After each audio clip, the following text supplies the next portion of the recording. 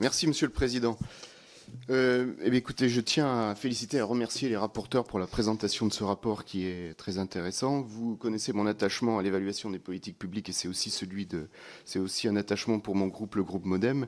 Et je retiens une phrase que vous avez dite, Madame la rapporteure, la mission principale. Cette évaluation est bien une mission principale des parlementaires pour, si besoin, corriger le tir.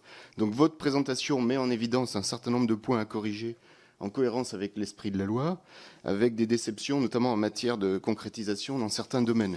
Donc ma question va être une question plus d'ordre de méthode, puisque je suis sur une circonscription qui est loin d'être montagneuse, elle n'est pas plate pour autant, mais compte un relief quand même assez peu marqué. Donc sur une telle loi multisectorielle, donc qui va impliquer de nombreuses parties prenantes, dans le domaine de la fiscalité, de l'agriculture, de l'urbanisme, du tourisme, des services publics, du numérique, de l'environnement, pour ne citer que ces domaines-là, comment avez-vous procédé pour cibler les parties prenantes les plus directement concernées et impactées par la loi? S'agit-il uniquement des administrations ou plus largement avez-vous contacté et rencontré d'autres acteurs associatifs ou celles et ceux, les citoyens qui sont concernés?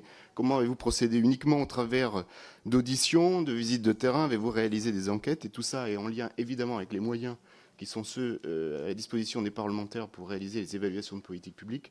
Comment, avec ce retour d'expérience, voyez-vous ces moyens? Sont-ils suffisants? Et parmi les moyens, le temps en est un qui est essentiel. Ensuite, considérant les conclusions que vous avez formulées, quel véhicule législatif envisagez-vous pour porter les améliorations à mettre en œuvre? Vous avez signalé la loi 3D. Donc comment cela va-t-il se procéder? Et en citant la loi 3D, vous mettez selon moi le doigt sur un sujet qui est assez intéressant, c'est-à-dire que d'une évaluation ex post, qui est celle de la loi Montagne, vous placez dans une évaluation ex ante, qui est celle de la loi 3D, donc ce qui montre bien que l'évaluation est au cœur du cycle législatif. Donc en cela, vous faites une belle démonstration de la place importante de l'évaluation dans le travail du législateur. Et vos conclusions sont d'autant plus importantes, et donc la façon dont vous allez les porter sont d'autant plus importantes pour moi, que certaines de vos conclusions se vérifient également sur des territoires, c'est notamment le mien, qui ne sont certainement pas classés en zone de montagne. Voilà, je vous remercie.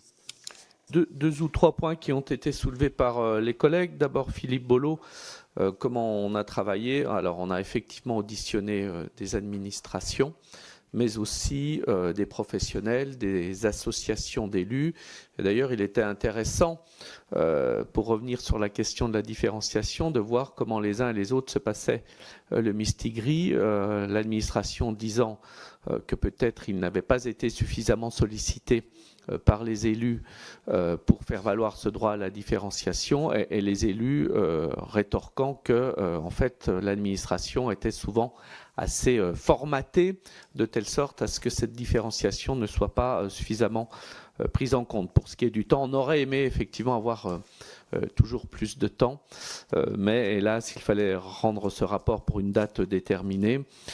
J'espère en tout cas qu'il est suffisamment précis et complet.